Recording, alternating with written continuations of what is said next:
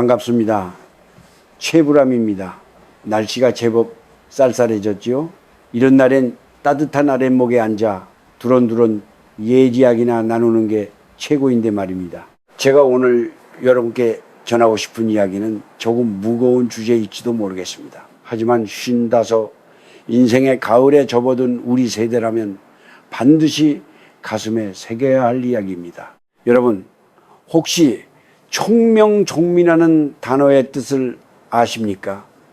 귀 밝을 총좀에 눈 밝을 명민자를 씁니다. 젊을 때는 남들보다 빨리 듣고 더 멀리 보는 것이 복인 줄 알았습니다. 그런데 제가 여든을 넘기고 인생의 긴 터널을 지나와 보니 이제야 알겠더군요. 나이가 들어서는 오히려 귀가 조금 어두워지고 눈이 조금 침침해지는 것이 하늘이 주신 진짜 복이라는 사실을 말입니다. 내가 다 봤다, 내가 다 들었다. 55이 넘어서도 이렇게 눈을 부릅뜨고 자식들의 일거수일투족을 감시하듯 사는 분들이 계십니다. 그런데 말이죠, 여러분. 그게 정말 자식을 위한 길일까요? 아니면 내 자존심을 채우기 위한 욕심일까요? 제가 평생 연기자로 살면서 수많은 아버지 역할을 해보지 않았습니까?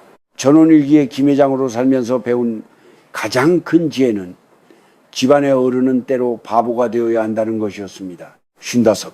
이제는 인생의 결실을 맺고 자식들에게 그 자리를 물려줘야 하는 시기입니다. 그런데 이때 우리가 가장 많이 범하는 실수가 있습니다. 바로 부모라는 이름의 권력을 휘두르는 것이지요. 내가 너를 어떻게 키웠는데 부모 말 들어서 손해볼 것 없다는 그 한마디가 자식의 앞길을 막고 가문의 복을 깎아먹는 독이 된다는 사실을 우리는 왜 모를까요? 제가 아는 한 친구의 이야기를 해보겠습니다. 그 친구는 평생 성실하게 살아 자식들을 남부럽지 않게 키웠습니다. 그런데 자식들이 결혼을 하고 나서도 그 집안의 숟가락 개수까지 다 알아야 직성이 풀리는 성격이었지요.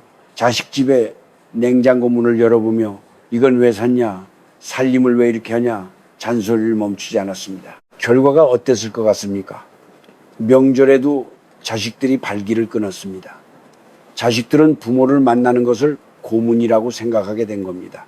그 친구는 울분을 토하며 말하더군요. 내가 다 잘되라고 한 소리인데 어떻게 이럴 수 있느냐고 말이죠. 하지만 여러분, 그건 자식을 사랑한 게 아니라 자식을 내 소유물로 여긴 겁니다.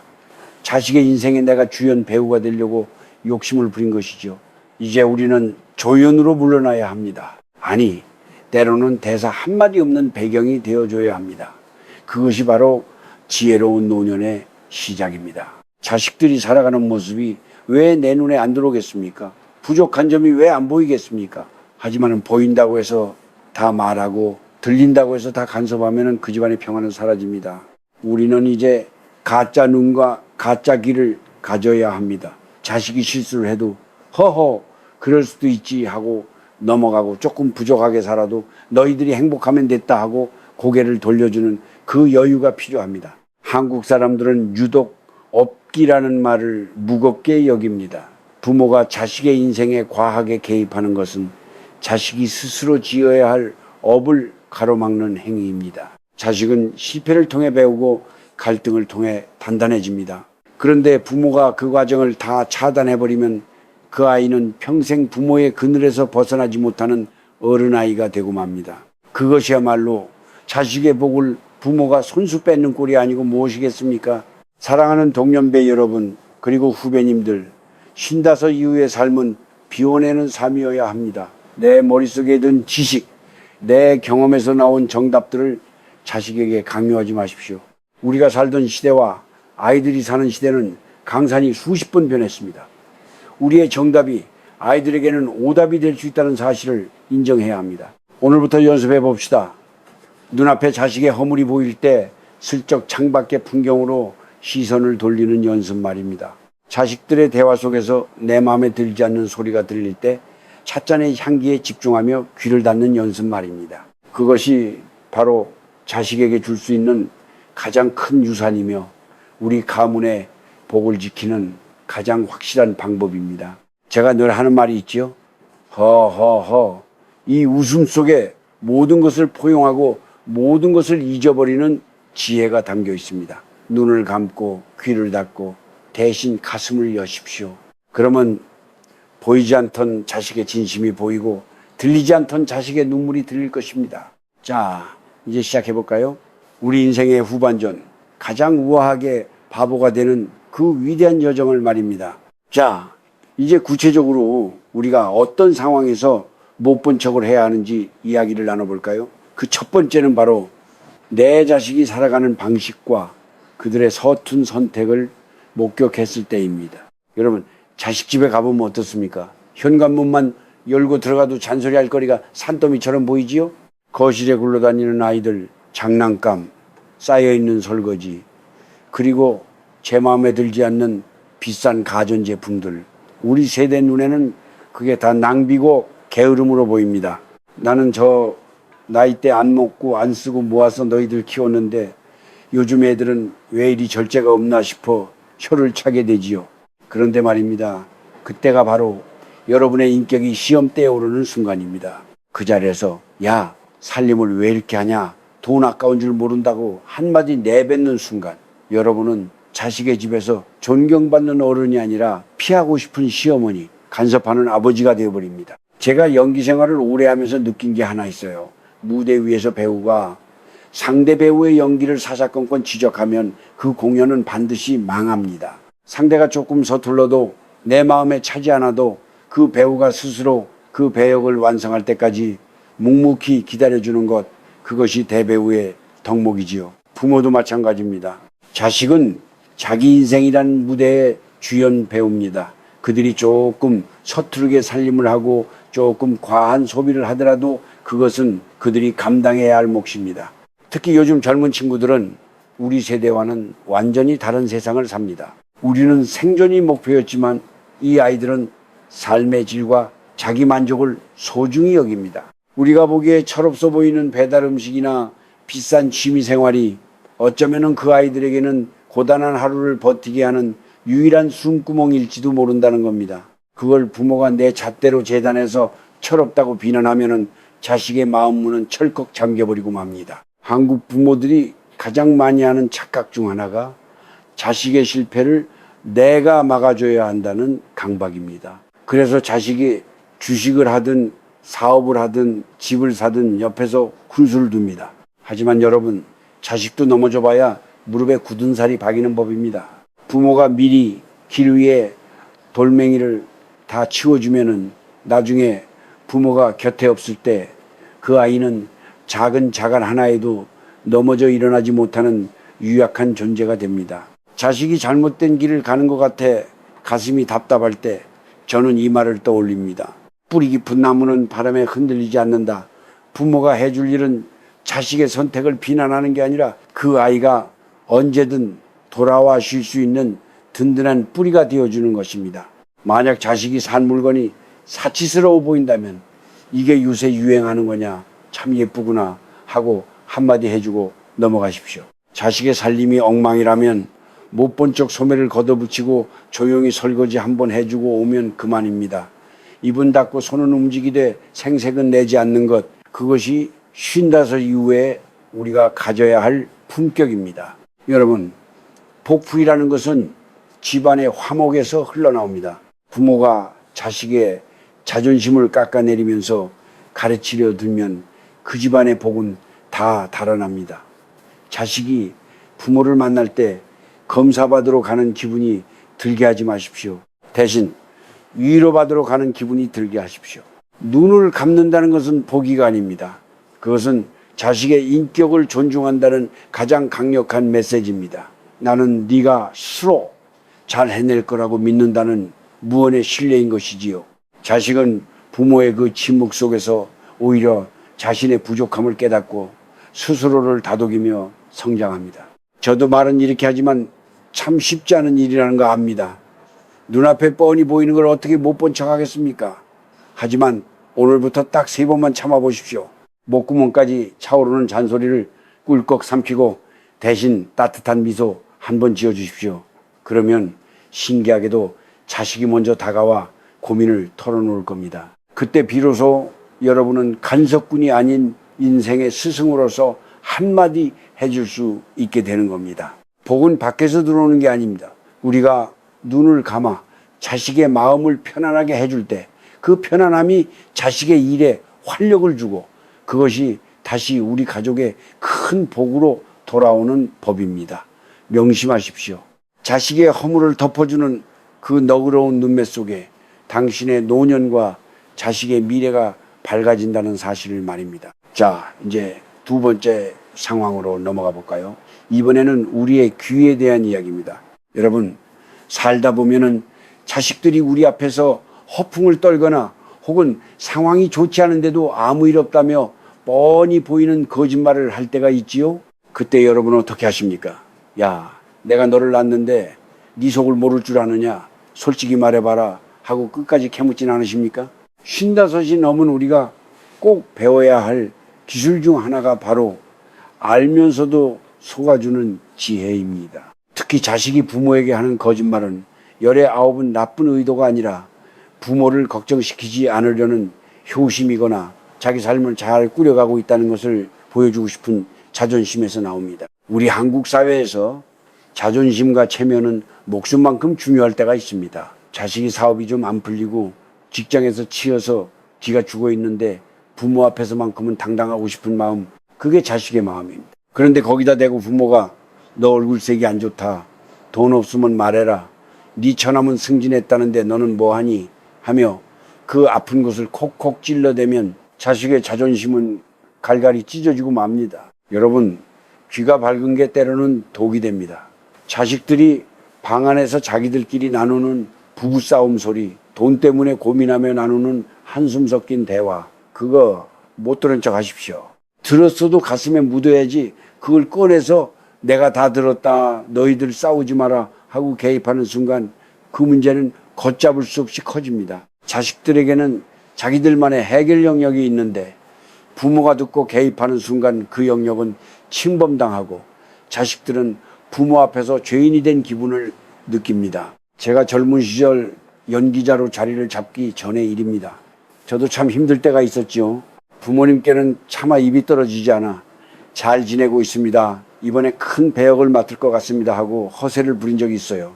그때 저희 어머니는 제 손을 꼭 잡으시며 그러셨습니다. 그래, 우리 아들 잘하고 있구나. 목소리만 들어도 든든하다. 어머니가 제 사정을 모르셨을까요? 아닙니다.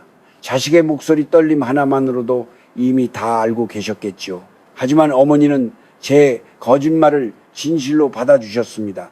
그 덕분에 저는 부모님 앞에서 자존심을 지킬 수 있었고 그 믿음에 보답하기 위해서라도 다시 일어설 용기를 얻었습니다. 만약 그때 어머니가 너 지금 거짓말하는 거지, 힘든 거 다 안다고 하셨다면 저는 아마 부끄러움에 부모님 얼굴을 다시는 보지 못했을지도 모릅니다. 여러분, 자식이 부모에게 괜찮다고 말할 때는 진짜 괜찮아서가 아니라 나를 믿어달라는 신호입니다.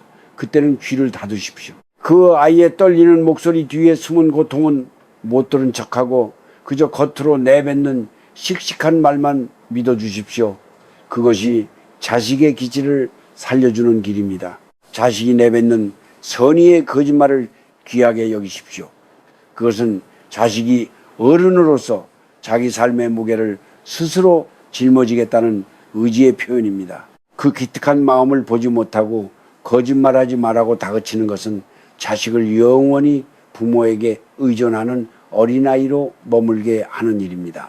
또한 자식이 혹여 부모인 우리에게 조금 서운한 말을 하더라도 너무 예민하게 듣지 마십시오. 나이가 들면 서운함이 많아지는 법이라 자식의 말 한마디에 어떻게 나한테 그럴 수 있나 싶어 밤잠을 설칠 때도 있지요. 하지만 여러분, 그것도 그냥 흘려보내야 합니다. 바람이 불면 나뭇잎이 흔들리듯 자식들도 삶이 고단하면 부모에게 투정 섞인 말을 던질 수 있습니다. 그걸 다 귀담아 듣고 가슴에 쌓아두면 병이 되고 자식과의 관계는 높은 벽이 생깁니다. 55 이후의 삶은 듣고 싶은 것만 듣는 삶이 아니라 들려도 듣지 않는 삶이어야 합니다. 자식의 약점, 자식의 한숨, 자식의 서툰 변명들, 그런 것들에 귀를 닫고 오직 그들의 노력과 마음에만 집중하십시오. 허허, 우리 아들이, 우리 딸이 나를 안심시키려고 저렇게 애쓰는구나. 참 대견하다. 이렇게 생각하고 넘어가 보십시오. 그러면은 자식은 부모의 그 깊은 침묵과 신뢰 속에서 더 큰 책임감을 배웁니다. 가문의 복은 부모의 날카로운 정력에서 나오는 것이 아니라 자식의 허물을 덮어주는 너그러운 귀마금에서 나옵니다. 자식의 체면을 세워주십시오. 자식이 부모 앞에서만큼은 세상에서 가장 잘난 사람인 척하게 내버려두십시오. 그것이 자식의 영혼을 살찌우고 그 영혼의 풍요로움이 결국 여러분의 노년을 평안하게 만드는 복이 되어 돌아올 것입니다. 잊지 마십시오. 귀를 닫는 것이 곧 마음을 여는 것이라는 이 역설적인 진리를 말입니다. 자, 이제 가장 어렵고도 조심스러운 이야기를 해볼까 합니다. 바로 며느리와 사위, 즉 우리 자식들이 선택한 평생의 동반자들에 대한 이야기입니다. 사실 우리 한국 부모들에게 이보다 더 큰 화두가 어디 있겠습니까? 내 뱃속으로 낳은 자식도 내 마음대로 안 되는데 수십 년을 남으로 살다 온 아이들이 내 마음에 쏙 들리가 만무하지요. 55이 넘어 집안의 어른 자리에 앉아 있으면 이상하게 며느리의 젓가락질 하나, 사위의 말투 하나가 왜 그리 눈에 밟히고 귀에 거슬리는지 모릅니다. 우리 집안은 안 그런데 저 아이는 왜 저럴까? 우리 아들이 아까운데 저 아이가 너무 기가 센 건 아닐까? 이런 생각들이 꼬리에 꼬리를 물고 머릿속을 채우기 시작합니다. 그런데 여러분, 이때야말로 우리가 진짜 어른이 되어야 하는 절체절명의 순간입니다. 여기서 눈을 부릅뜨고 귀를 세우면은 그때부터 그 집안의 복품은 썰물처럼 빠져나가기 시작합니다. 왜냐고요? 며느리와 사위는 내 자식을 행복하게 해줄 수도 불행하게 만들 수도 있는 열쇠를 쥔 사람들이기 때문입니다. 우선 며느리와 사위의 부족한 점에 대해서는 철저히 눈을 감으십시오.